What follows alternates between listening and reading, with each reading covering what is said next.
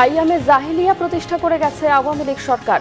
অপরাধের সাথে জড়িতদের বিচার হবে, আয়নাঘর পরিদর্শন শেষে বলেছেন প্রধান উপদেষ্টা।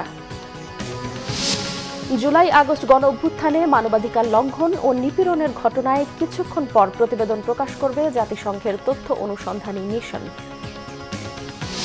শেখ হাসিনার বিরুদ্ধে মামলা দেয়ায় হুমকি দিচ্ছে আওয়ামী লীগ। অভিযোগ পিলখানা শহীদ পরিবারের স্বজনদের। গুমের অভিযোগে ট্রাইব্যুনালে হাজির জিয়াউল আহসান।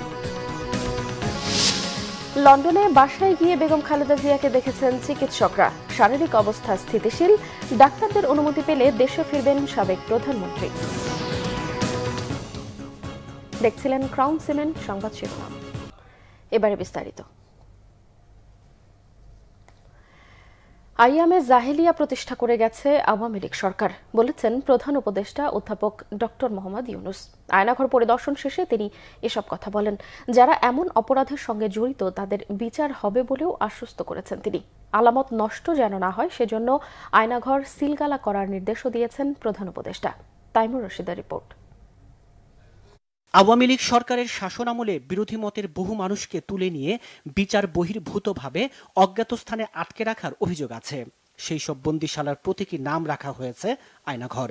দায়িত্ব গ্রহণের 6 মাস পর রাজধানীর আগারগাঁও, কচুক্ষেত ও উত্তরার 3টি আয়নাঘর পরিদর্শন করলেন প্রধান উপদেষ্টা ডক্টর মোহাম্মদ ইউনূস। এ সময় দেশি বিদেশি গণমাধ্যম কর্মী এবং ভুক্তভোগীদের পরিবারের সদস্যরা তার সঙ্গে ছিলেন। আয়নাঘরে নির্যাতনের ভয়াবহতা শুনে ক্ষোভ প্রকাশ করেন প্রধান উপদেষ্টা। প্রশ্ন রাখেন, মনুষ্যত্ববোধ বলে কি কিছু ছিল আওয়ামী লীগের? নৃশংস প্রতিটি জিনিস যে হয়েছে এখানে, যতটাই শুনি অবিশ্বাস্য মনে হয়। এটা কি আমাদেরই জগৎ, এটা কি আমাদেরই সমাজ, আমরা এটা করলাম? এবং যারা নিগৃহীত হয়েছে, যারা এটা শিকার হয়েছে, তারা আমাদের সঙ্গে আছে। তাদের মুখের থেকে শুনলাম কিভাবে হয়েছে। কোনো ব্যাখ্যা নাই। এটা ব্যাখ্যা থাকলে কিছু একটা হলে মানুষ বোঝে যে এটার কারণ ছিল। এটা বিনা কারণে আমরা এমনি শুনি। আইয়ামে জাহেলিয়াত বলে একটা কথা আছে। এই গত সরকার এই আইয়ামে জাহেলিয়াতকে প্রতিষ্ঠিত করে গেছে সর্বক্ষেত্রে। এটা তার একটা নমুনা। গুমের তদন্ত করায় কমিশনকে ধন্যবাদ জানান ডক্টর মোহাম্মদ ইউনূস। বলেন, ভবিষ্যৎ প্রজন্মের জন্যই এসব অন্যায় অবিচারের কথা পাঠ্য বইয়েও উল্লেখ থাকতে হবে। খুপড়ির মধ্যে তাকে রাখা হয়েছে। গ্রামে তো মুরগির খাঁচা এর চেয়ে বড় হয়। এরকম অবস্থা, মুরগিও নড়াচড়ার যেরকম জায়গা পায় না, ওরও নড়াচড়ার কোনো জায়গা নেই। ওকে ব্যবস্থা রাখা হয়েছে, মাসের পর মাস, বছরের পর বছর তাকে ব্যবস্থা রাখা হয়েছে। এবং তাদের যারা করেছে তাদের বিচার করতে হবে। তা না হলে আপনি নিষ্কৃতি পাবো না এটার থেকে। এই যে কাজগুলো করে গেল তারা, তা না হলে আমরা আবার মুক্তভাবে বলবো কি করে যে আমরা এই দেশের মানুষ, আমরা পরিষ্কার। যারা করেছে তাদের জন্য আমরা কেন মুক্ত হতে যাব? তাদের সে বিচার করবো, জনসাধারণ বলবো যে এটা উচিত বিচার হয়েছে, তখন আমরা এটার থেকে মুক্তি পাবো। সেটাই হলো আমাদের আবেদন দেশের সবার কাছে, এই বিচারটা যেন আমরা করে ফেলতে পারি। অপরাধীদের বিচারে দীর্ঘসূত্রিতা যেন না হয় সেদিকে খেয়াল রাখার আহ্বানও জানান প্রধান উপদেষ্টা ডক্টর মোহাম্মদ ইউনূস। তাইমুর রশিদ, বাংলা ভিশন, ঢাকা। শেখ হাসিনাকে ক্ষমতা থেকে উচ্ছেদ করতে গিয়ে গত বছরের জুলাই আগস্ট গণ অভ্যুত্থানে মানবাধিকার লঙ্ঘন ও নিপীড়নের ঘটনায় আর কিছুক্ষণ পরই প্রতিবেদন প্রকাশ করবে জাতিসংঘের তথ্য অনুসন্ধানী মিশন। জেনেভায় স্থানীয় সময় সকাল 9টা 30 আর বাংলাদেশ সময় দুপুর 2টা 30 এই বিষয়ে সংবাদ সম্মেলন হওয়ার কথা রয়েছে। উদ্বোধনী বক্তব্য রাখবেন জাতিসংঘের মানবাধিকার বিষয়ক হাই কমিশনার ভলকার তুর্ক। জাতিসংঘের মানবাধিকার বিষয়ক হাই কমিশনারের কার্যালয় থেকে জানানো হয়েছে, জাতিসংঘের ওয়েব টিভিতে সংবাদ সম্মেলনটি সরাসরি সম্প্রচার করা হবে। অন্তর্বর্তী সরকারের আমন্ত্রণে জাতিসংঘের মানবাধিকার কার্যালয়ে 5 সদস্যের প্রতিনিধি দল 16 সেপ্টেম্বর স্বাধীন ও নিরপেক্ষ তদন্ত শুরু করে। তদন্তের স্বার্থে দেশের বিভিন্ন এলাকায় গিয়ে মানবাধিকার লঙ্ঘন ও নির্যাতনের বিষয়ে তথ্য সংগ্রহ করেছেন।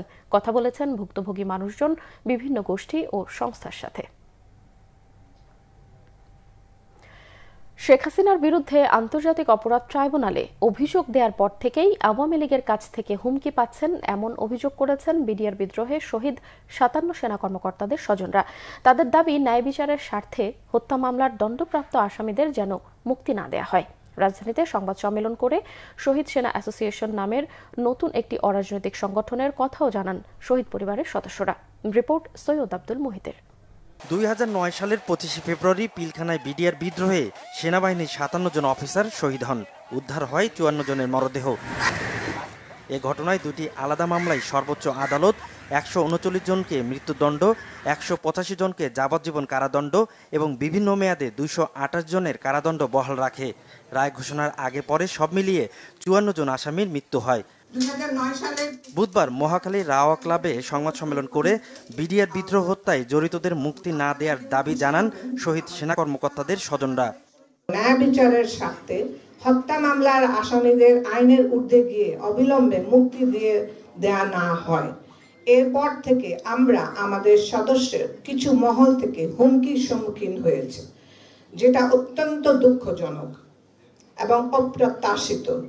আমি একটি বিষয় জোর দিয়ে বলতে চাই, শহীদ অফিসারদের স্ত্রী অথবা সন্তানদের উপর যে কোনো ধরনের আঘাত কিংবা তাদের সম্পর্কে যে কোনো ধরনের অবাঞ্ছিত ভুল বা বিদ্রুপাত্মক মন্তব্য বা বক্তব্য দিলে এই শহীদ সেনা অফিসার্স অ্যাসোসিয়েশন তার তীব্র প্রতিবাদ জানাবো এবং আইনের সহযোগিতা নিতে বাধ্য হব।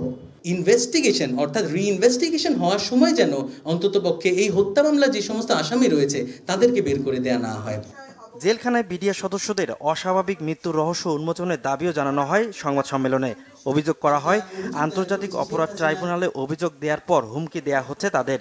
যখন আন্তর্জাতিক অপরাধ ট্রাইব্যুনালে গিয়ে অভিযোগ দায়ের করলাম, সেখানে যে আওয়ামী লীগের নেতাকর্মী রয়েছে, আওয়ামী লীগকে আসলে মানে মনে করেন অ্যাভয়েড তো করা যাচ্ছে না, কারণ তারা সংখ্যায় অনেক বেশি। এই মুহূর্তে অ্যাক্টিভ অথবা রিঅর্গানাইজ না হলেও তারা অন্ততপক্ষে অনলাইন যথেষ্ট তৎপর এবং মূলত হচ্ছে গিয়ে তাদের তরফ থেকে এই হুমকি স্বরূপ আচরণ আমরা পাচ্ছি।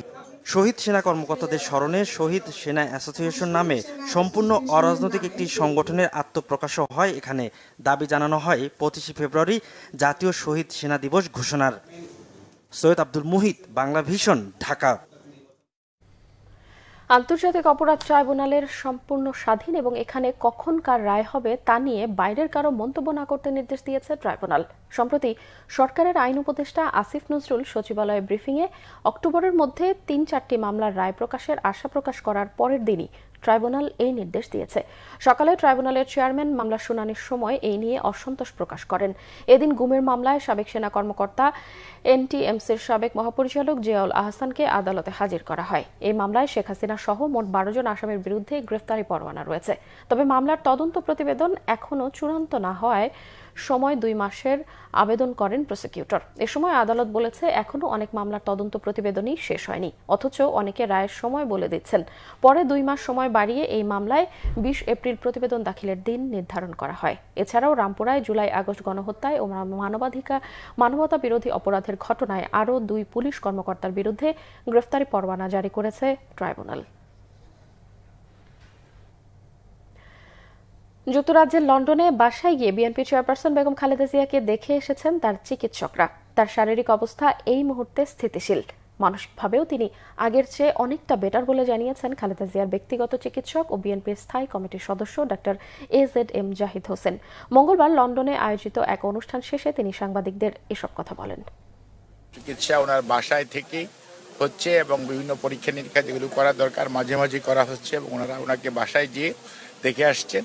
ওনার শারীরিক অবস্থা এই মুহূর্তে স্থিতিশীল, মানসিকভাবে উনি অনেকটাই আগের চেয়ে অনেক বেটার আছেন এবং উনি সার্বক্ষণিকভাবেই চিকিৎসকদের তত্ত্বাবধানে এখানে চিকিৎসা চলছে। আপনারা ওনার সুস্থতার জন্য দোয়া করবেন। এখানকার চিকিৎসকরা যেই দিন ওনাকে যাওয়ার জন্য পরামর্শ দিবেন বা ওনাকে মনে করবেন যে বিদেশে থেকে দেশে ফেরত যাওয়ার মতো একটি অবস্থার মধ্যে আছেন, তখন ইনশাল্লাহ উনি দেশ থেকে বাংলাদেশে ফেরত যাবেন। অপারেশন ডেভিল হান্টে গাজীপুরে 48 জন, রংপুরে 2 আওয়ামী লীগ নেতাসহ 19 জন, খাগড়াছড়িতে 18 ও সাভারে 20 জনকে আটক করেছে যৌথ বাহিনী। মঙ্গলবার রাতে খাগড়াছড়ির বিভিন্ন এলাকায় অভিযান চালিয়ে 18 জনকে আটক করা হয়। অস্থিতিশীলতা সৃষ্টির চেষ্টা রোধে জেলায় জেলায় এই অভিযান অব্যাহত রয়েছে। রাস্তায় রাস্তায় বসানো হয়েছে চেকপোস্ট। সন্ত্রাসী নির্মূল না করা পর্যন্ত এই অভিযান চলবে বলে জানায় পুলিশ। এদিকে ছাত্র জনতা হত্যা মামলায় সাভারে অভিযান চালিয়ে ঢাকা জেলা ছাত্রলীগের সাবেক সভাপতি কুটি মোল্লা সহ 20 জনকে আটক করা হয়েছে। অভিযান অব্যাহত রয়েছে গাজীপুরেও। এদিকে পটুয়াখালীতে অভিযান চালিয়ে 3 জনকে আটক করা হয়েছে। সুন্দরবনে আবারও মাথাচাড়া দিয়েছে দস্যুরা। চাঁদার দাবিতে কয়েক দফা হামলার শিকার হয়েছে বনজীবীরা। মুক্তিপণের দাবিতে অপহরণ করা হয়েছে অনেক জেলেকে। চরম উদ্বেগে দিন কাটছে জেলে ও বনজীবী পরিবারগুলোর। মংলা প্রতিনিধি জসিম উদ্দিনের তথ্য ও ছবিতে ডেস্ক রিপোর্ট। একসময় ম্যানগ্রোভ সুন্দরবন ছিল অপহরণ, ডাকাতি সহ নানা অপরাধের অভয়ারণ্য। 2016 থেকে 2018 সাল পর্যন্ত আত্মসমর্পণ করেছিল সুন্দরবনের 32টি বাহিনীর প্রধান সহ 324 দস্যু। সুন্দরবনকে ঘোষণা করা হয় দস্যুমুক্ত। কিন্তু এখন আবার মাথাচাড়া দিয়েছে দস্যুরা। প্রায়ই ঘটছে জেলেদের উপর হামলা এবং অপহরণ করে মুক্তিপণ আদায়ের ঘটনা। আমার এই ভাই মতি সর্দার প্রতি বছর সাগরে যায়। এবার সাগরে যাওয়ার পরে 3-4 দিন তাকে সুন্দরবন থেকে ডাকাতরা অপহরণ করে নিয়ে গেছে। এখনো তারা সন্ধান পাচ্ছি না, কিন্তু সরকার কাছে আমরা আবেদন জানাচ্ছি অতি দ্রুত আমার ভাইটি গিয়ে তার পরিবারের কাছে ফিরিয়ে দেবে। ডাকাতরা ধরে নিয়ে গেছে এবং তার কোনো খোঁজ খবর পাওয়া যাচ্ছে না। জলদস্যুরা তাকে নিয়ে গেছে, তারপর আর কোনো খবর পাইনি। বাড়ির যে বৌদি বা ওই যে বাইকও আছে, এদের সেরকম কোনো পরিবেশ নেই যে তাদের এই মুক্তিপণের টাকা দিয়ে ছাড়াই আনবে। এখন কান্নাকাটি বাড়ি। বঙ্গোপসাগর সংলগ্ন সুন্দরবনের দুবলার চরে 5 মাস ধরে চলে শুটকি প্রক্রিয়াকরণের কার্যক্রম। সেখানে কর্মসংস্থান হয় উপকূলের হাজারো জেলের। সম্প্রতি কমান্ডো স্টাইলে জেলেদের ওপর হামলা চালায় দয়াল বাহিনীর সদস্যরা। চেষ্টা করে জিম্মি করা, প্রতিরোধ করে জেলেরা। অস্ত্রসহ 3 বনদস্যুকে ধরে কোস্টগার্ড সদস্যদের কাছে হস্তান্তর করে তারা। খেপে গিয়ে পরের দিন 15 জেলেকে জিম্মি করে ওই দস্যুরা। সুন্দরবনে অভিযান চালাচ্ছে কোস্টগার্ড। আমাদের গোয়েন্দা তৎপরতা বৃদ্ধি করেছি। আমাদের সুন্দরবন একটি ভাস্ট এরিয়া, এর মধ্যে যেই 6000 স্কোয়ার কিলোমিটার রয়েছে, 6010 স্কোয়ার কিলোমিটার, এর মধ্যে আমাদের 14টি স্টেশন আউটপোস্ট রয়েছে। আমরা নিয়মিত টহল জোরদার করেছি, আমাদের গোয়েন্দা তৎপরতা বৃদ্ধি করা হয়েছে এবং আমরা অভিযান চলমান রেখেছি। ম্যানগ্রোভ সুন্দরবন বনজীবীদের জন্য নিরাপদ রাখতে আইনশৃঙ্খলা বাহিনীর জোর তৎপরতা চায় উপকূলবাসী। Bangla Vision news desk. সংবাদ শেষ করব ক্রাউন সিমেন্ট শিরোনামগুলো আরও একবার জানিয়ে। আইএমএ জাহেলিয়া প্রতিষ্ঠা করে গেছে আওয়ামী লীগ সরকার। অপরাধের সাথে জড়িতদের বিচার হবে, আয়নাঘর পরিদর্শন শেষে বলেছেন প্রধান উপদেষ্টা। জুলাই অভ্যুত্থান নিয়ে জাতিসংঘ অনুসন্ধান দলের প্রতিবেদন প্রকাশ। র্যাব ও এনটিএমসি বিলুপ্তের সুপারিশ, রাজনৈতিক দল নিষিদ্ধ থেকে বিরত থাকার আহ্বান। শেখ হাসিনার বিরুদ্ধে মামলা দেয়ায় হুমকি দিচ্ছে আওয়ামী লীগ, অভিযোগ পিলখানা শহীদ পরিবারের স্বজনদের। গুমের অভিযোগে ট্রাইব্যুনালে হাজির জিয়াউল আহসান। লন্ডনে বাসায় গিয়ে বেগম খালেদা জিয়াকে দেখেছেন চিকিৎসকরা, শারীরিক অবস্থা স্থিতিশীল। ডাক্তারদের অনুমতি পেলে দেশে ফিরবেন সাবেক প্রধানমন্ত্রী। দর্শক, এই ছিল এখনকার মতো। পরের সংবাদ বিকেল 4টায়, এর আগে দুপুর 3টায় রয়েছে নিউজ টপ 10 দেখার আমন্ত্রণ রইল। এছাড়াও বাংলা ভিশন সংবাদ ও সংবাদ সংশ্লিষ্ট অনুষ্ঠান দেখতে ভিজিট করুন www.bbnews24.com ও facebook.com/banglavishnewse এবং সাবস্ক্রাইব করুন youtube.com/banglavishnewse। এতক্ষণ সঙ্গে থাকায় ধন্যবাদ সবাইকে।